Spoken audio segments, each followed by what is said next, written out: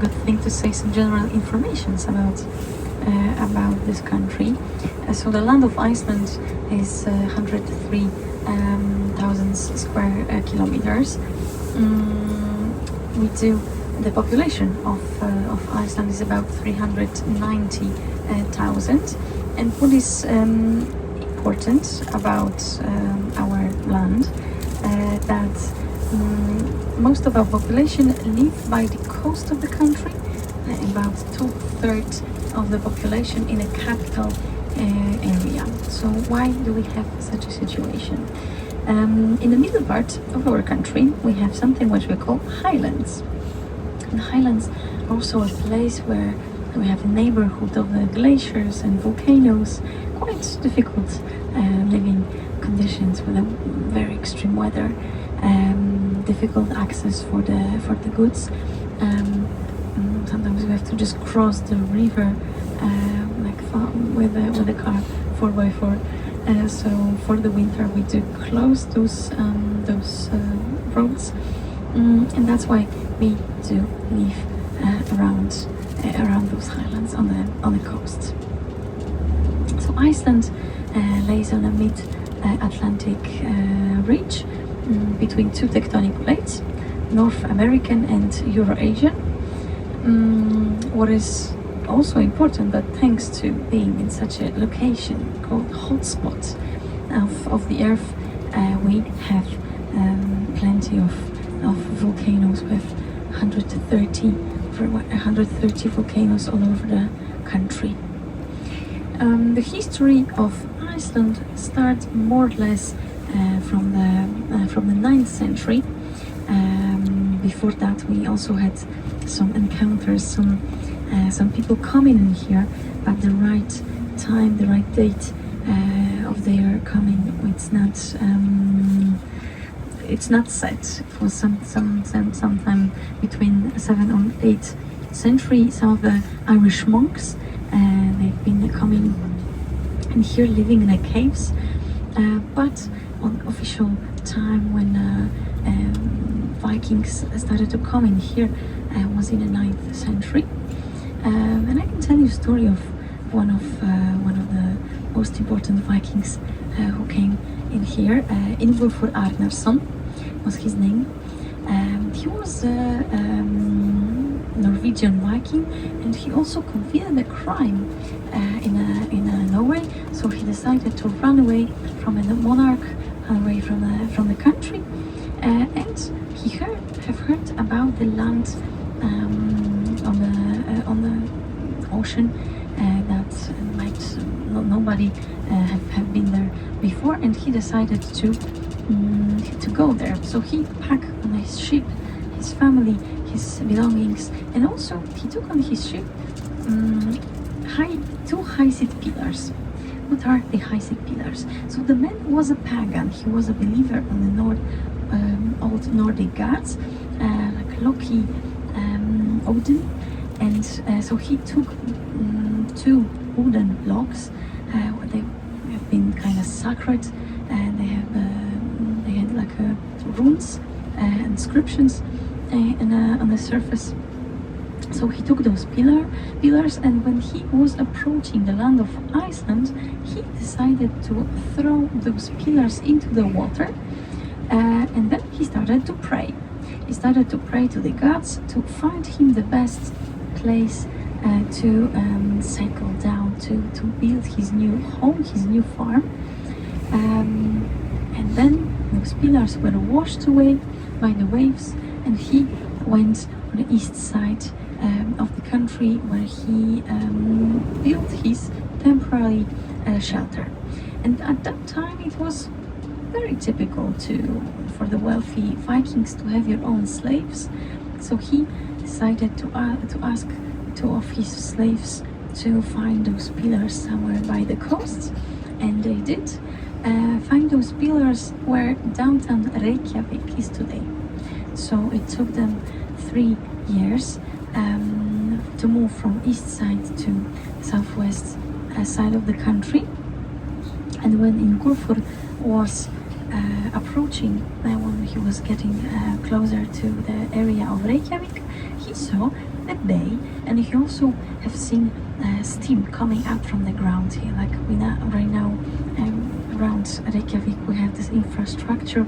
We don't see much of the steam coming up, but he have seen those clouds of steam, and in Icelandic, smoke and steam are similar words. So he decided to name this place Smoky Bay, Reykjavik.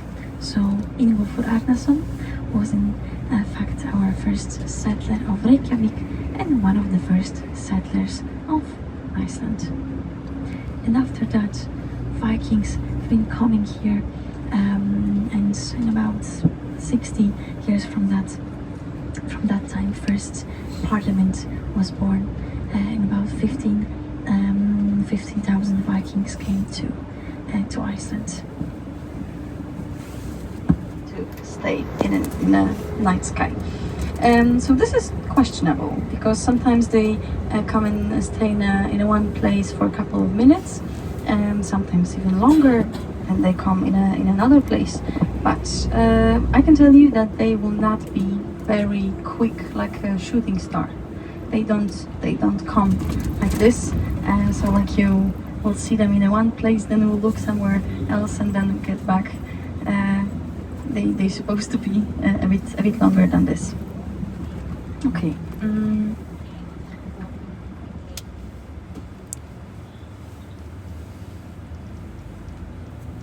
One more thing about watching them.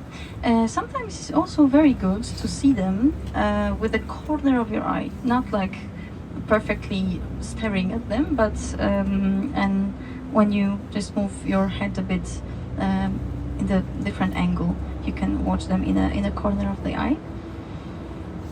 Okay, but what is the story of Northern Lights, and who was the one who gave them the name Aurora Borealis? Because this is the proper name we call them. Because Northern Lights, it is the good way of saying we can call them Northern Lights, but sometimes it might for us be a bit confusing. What exactly they are, because for example, Germans, they call them Polarlichter, which is very like maybe easier to understand, because Northern Lights coming in the polar regions, and a Polarlichter, so the lights in a polar are like is a better understanding than just the Northern Lights. Okay, but Aurora Borealis. So there was a Italian astronomer, a man who was watching the night sky, and he was a pioneer in using telescope at his times. So he, for example, he was observing the moon, and he discovered the mountains in the moon, but he that time focused on the aurora. So it was in the year 1619, and the name of the man, this Italian astronomer, was Galileo Galilei. And this man, he was watching the night sky, and he decided to name this phenomenon, natural phenomenon, Aurora Borealis. So Aurora was the name of the goddess. It was the name of the mythology goddess who were bringing colors to a new dawn, and her she was bringing the new dawn. Her brother and sister was a sun and a moon, so she was racing in her rainbow chariots for the night sky, bringing up the colors. That's why Galileo decided to name those lights such a name, quite poetic. And Boreal, on the other hand, was the north wind. So we have Aurora Borealis. We also have Aurora Australis on the southern part, so we can see from Australia or New Zealand, we can see them beautifully. But what Galileo thought about Northern Lights was not fully truth, because he, as he was saying this this phenomenon, he decided, or he understood it as the just reflection of the sun in our atmosphere. But in fact, it is more complicated than this. So thanks to our science, we can understand this situation a bit more. So as we said before, everything starts from the sun. In the sun, in its core, we do have two extremes. One extreme is extreme pressure, and we also have extreme heat. And we have different kind of eruptions in a core of the sun, and those eruptions also comes up to the atmosphere of the sun, which we call chromosphere. So one type of this eruption is called solar flare. It takes about 7 to 9 minutes for it to be seen in the earth, and it goes like a flash of light, like just in every direction. Second type of this eruption, we do have the coronal mass ejections. So basically, those are the particles, charged particles, electrons and protons being hurled away to the cosmos, and they travel like a wave through the cosmos, and we call them solar wind. So when they travel, it takes them about 2-3 days to get to the surface of the Earth, but they do not fall directly to our surface of the Earth. There is something which protects us, our invisible shield that protects us from those radiation, sun radiation, which we call magnetic field. So our magnetic field is trapping those particles, and they do slide on the north to the north and south pole, where our atmosphere is the weakest, and they fall into where magnetosphere is the weakest, and then they fall into our atmosphere when they collide with gases in our atmosphere. And every such a collision with the gas give us the flash of light, and they also have a different colors, because every gas and it depends of the altitude is giving us also a different color. So most of those collisions happen between 100-300 kilometers above the surface of the Earth, and over there is the place where oxygen is mostly concentrated. So such collisions of the particles, sun particles with our oxygen, give us a color green, which is also one of the best colors for us to see, like with the eyes. So it's very like the easiest to detect.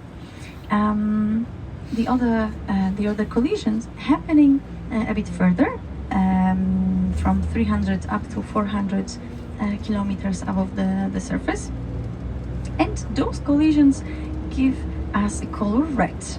So we have oxygen also over there, a bit lower, in about 90 kilometers above the surface of the Earth, and up to 100. When those collisions happening with nitrogen, we have color red or even pink. And also with helium, when those collisions happen with helium, we have color purple or blue. And then we also can have a mix of those colors. So those are the colors of Aurora.